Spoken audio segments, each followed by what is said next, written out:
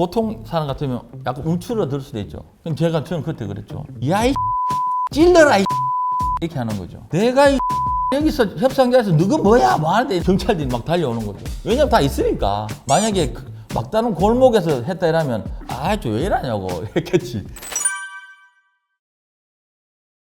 솔직히 없는 게 제일 좋죠. 일단 뭐 맨날 회사 얘기하면 인사경영권은 나의 고유한권이 아니냐, 회사의 고유한권이 아니냐. 그리고 비용적으로도 노조가 생기면은 예전에는 회사는 조직이고 개인이잖아요. 그러면 사용 종속 관계에 있다 보니까 그냥 타이거나 어르거나 하면 개인적으로 다 넘어오니까 회사 사장님이 사실 마음대로 할 수 있기 때문에 회사 입장에서는 100%안 좋아하는 건 맞는 거고요. 근데 억지로 회사 입장에서부터 순기능이 있지 않느냐라고 또 얘기하면 이렇게 정리를 해보면요. 사장님이 한 명 한 명씩 다 만나서 면담 안 하고 노동조합하고 탁 얘기하면 노동조합 결정되면 집단적으로 한 방에 적용될 수 있지 않느냐. 신속한 의사결정 뭐 이렇게 얘기하는데 그거는 그런 거. 그 다음에 협상은 노조에 맡기고 그리고 직원들은 일만 할 수 있는 뭐 근무 분위기 형성 뭐 이렇게 좀 얘기하는데요. 이건 좀 책에 나온 얘기 같습니다.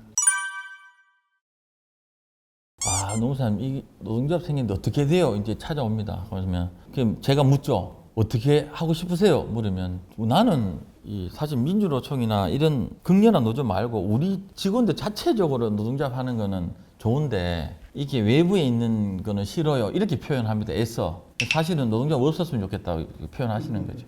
그러면 제가 얘기합니다. 생긴 거를 없애기는 어렵습니다. 자, 그러면 가장 합리적인 노동조합이 될 수 있도록 하셔야 된다. 그럼 어떻게 해요? 사장하시기 나름입니다. 우리 아이들처럼 야단칠 땐 야단치고 땡길 땐 땡기고 양보할 땐 양보하고 하는 거를 적절하게 잘 해야 되는데 그냥 퍼주기만 하면은 팍 노동조합도 알겠습니다 하고 하지 않는다는 거고요. 억누르기만 하면은 파업으로 간다거나 그렇게 될 수 있으니 적절한 힘 조절을 통해서 회사가 인사 경영에서는 우위를 점하고 근로조건이나 임금에 대해서는 일부 양보를 하되 향후에 생산과 업무를 원활하게 할 수 있는 노동조합으로 만들어내는 협상을 하시는 게 좋겠습니다. 그게 강한 협상이든 어르고 달래는 협상이든 노동조합 성향, 우리 회사가 파업에 버틸 수 있는 능력, 그리고 우리 직원들의 성향, 그리고 이 직원들이 가입한 이 노동조합의 전체 성향을 보고 판단하시라. 그 판단은 뭐 저희가 가서 같이 분석하면서 그렇게 하기도 하고 그렇습니다. 당장 일단 노동조합 생기면 사장님이 그래요. 문 닫아도 좋다. 이렇게 얘기하거든요. 근데 이렇게 가만히 들여다보면 문 닫으면 절대 안 될 것 같은 사장님이 있고, 근데 진짜로 문 닫을 각오로 하시는 사장님이 있어요. 그리고 진짜로 문 닫을 각오로 했을 때 이 회사가 노동조합의 어떤 부분도 다 버틸 수 있다고 느껴지면 그 회사 사장님은 할 수 있더라고요. 그런데 이제 그게 아니라 당장에 있는 부분들만 해소하고자 하는 부분들은 좀 안 되는 사장님도 계시고요. 또 그 사장님의 의지만이 아니고 또 다른 여러 임원들이나 이런 의지들도 같이 복합적으로 나타나기 때문에 사정별로 좀 다 다른 것 같아요. 또 과감하셔야 돼요. 과감하시면 되고 지금 죽으나 5년 뒤에 빚을 한 3배 더 지고 죽으나 지금 죽는 게 낫다. 저는 이렇게 얘기하거든요.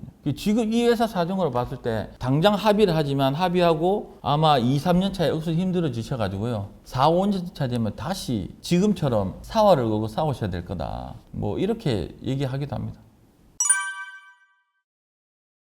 그러니까 도저히 처음 딱 만난 회사에서 이건 도저히 안 되겠다 이런 건 없죠. 사실 왜냐하면 회사를 만나서 이제 상담을 딱 하면 이 회사가 이 노동조합 할 수 있는 협상 능력이 이 정도일 거다라는 거를 먼저 분석하는 거죠. 그래서 당신 회사는 이 노동조합이 파업하면 하루도 못 버텨. 그러니까 안 주려고 아둥바둥 하지 말고 교섭 전략을 오히려 컨셉을 바꾸자. 그래서 이런 방식으로 협상을 하자라고 제안을 하죠. 근데 중간에 가다가 이 회사하고 더 이상 안 되겠다고 판단한 적은 제가 하도 성질 더러우니까 나와 얘기했던 약속, 그 약속 속에서 나는 노동조합과에 계속 중간에 협상도 하고 그 전략을 다 구사를 했는데 회사에서는 이중 플레이 하는 경우가 있어요. 회의 자리에서 하지 않았던 것들을 오히려 이 회사가 노조와 뒤에서 이면에서 만나서 합의를 해버리거나 아니면 다른 방법의 풀이를 해버리는 경우, 그러면은 전체적인 컨셉 안에서 여기 있는 교섭단을 모르는 거예요. 그래서 언대에서 하는 경우나 이런 것들을 보면 중간에 전혀 우리 교섭팀하고 합의가 되지 않은 이상한 합의를 해버리는 경우에는 결과론적으로 그렇잖아요. 우리 노무법인이 어느 회사 컨설팅에서 일을 하고 있는데 이 일 자체가 전혀 맞지 않게 어긋난 거거든요. 그러면 우리가 컨설팅 하지 않은 결국 다른 결과물을 냈을 때 맞지 않다고 저는 판단해요. 그래서 회사와의 신뢰관계가 전혀 없다라고 판단을 해서 저는 나머지 잔금을 포기하고도 계약을 제가 해지한 경우도 두세 번 정도 있는 것 같아요.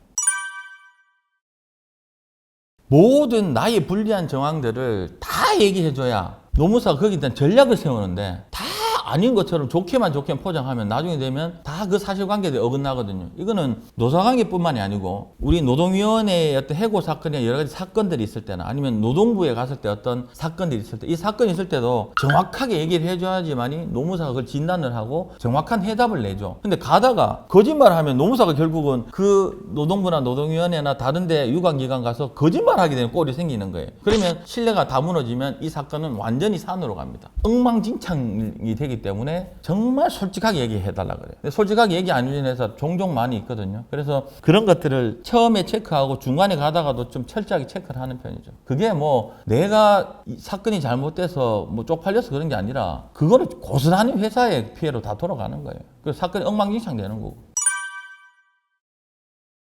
우리가 교섭을 하게 되면 교섭위원들이 뭐 5대5로 교섭위원들이 있다 하더라도 내 개인적인 생각을 절대 내지 말라고 하거든. 사전에 노동자도 마찬가지일 거예요. 회사도 교섭위원들의 역할을 분담을 하고 또 그 전에 있던 안건 내에서만 협상하기 때문에 돌발적으로 하는 경우가 있기는 하죠. 뭐 갑자기 양보안을 내버린다든가 뭐 그건 어쩔 수 없어요. 물론 교섭위원들 중에 실수로 내는 경우에는 다시 뭐 빡 받고 하든지 이런 절차를 거칩니다. 근데 대표이사님이 그렇게 실수해버린 경우는 우리 소위 말하는 백도 넣기가 좀 힘들어요. 그래서 웬만하면 협상을 할 때는 대표이사님 좀 빼고 우리 교섭단을 구성해서 협상을 하고 하다가도 노동조합도 뭐 했다가 뭐 다시 받고 하기도 하거든요. 사실은 흔히 있지는 않지만 뭐 있을 때도 있습니다.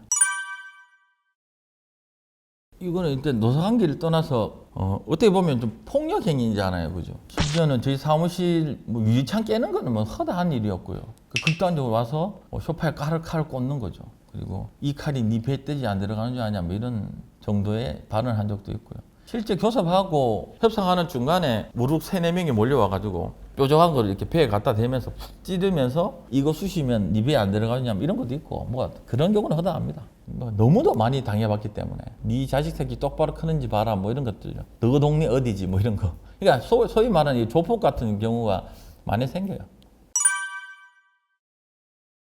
우리는 파이팅 더 올라옵니다. 노사 협상할 때 치열하게 싸우죠. 근데 이걸 해결하기 위해서 만나는 협상 자리에서는 허심탄회하게 얘기를 하잖아요.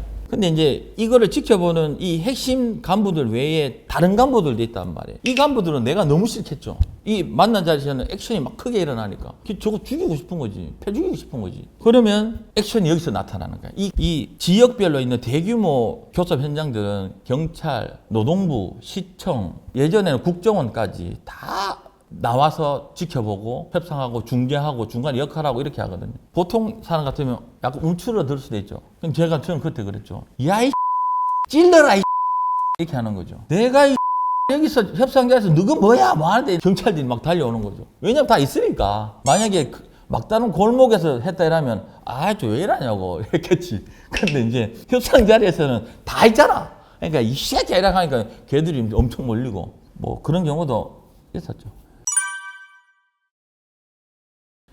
이것도 어떻게 보면 전술이거든요.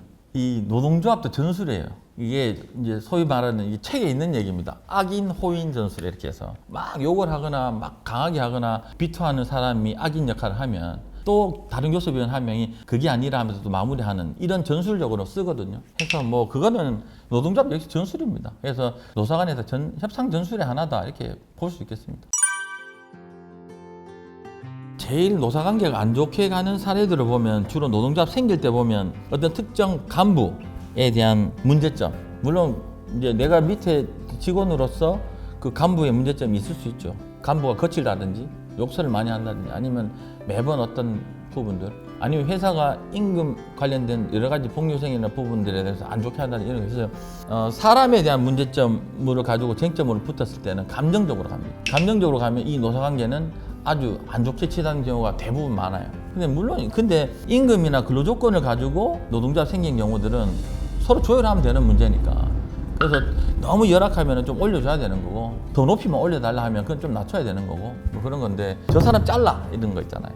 저 전무 잘라, 저 이사 잘라, 저 부장 잘라. 직원들에게 너무 막 혹독하게 하고 함부로 대해 막 이런 거 이제 막연한 거. 물론 행동에 문제 있을 수도 있어요. 근데 그거는 그걸로 해결해야 되는 건데 노동조합을 만들면서 노동조합이 집단적인 걸 이용해서 저 사람 잘라라고 가면 회사는 못 합니다. 그러면 이게 부딪히고 아니면 대표이사의 뭐 성추행 문제, 뭐 성희롱 이런 것들 가지고 애매하게 꼬아가지고 들어온 경우 이때는 노상이 그냥 작살납니다. 그러면 해결이 안 되는 경우가 많아요. 근데 그런 부분들이 있더라도 대표나 회사의 어떤 교섭위원을 개인적으로 공격하거나 그렇게 가는 부분은 아주 안 좋은 사례라 볼 수 있어요. 결과적으로 노동조합이 생긴 것들은 협상을 하고 그 협상을 통해서 우리 조합원들이 공통적으로 받아내야 될 부분을 정확히 협상을 해야지 이 부분을 받아내기 위해서 어떤 흠집을 집중적으로 공략하면 받아내는 포커스에서 여기로 다 쏠려버리거든요. 그러면은 말 그대로 개싸움 벌어지고 끝나는 거예요. 그다음에 회사도 자존심으로 가고 노조도 너 죽어봐라라고 붙어버리면 이게 완전히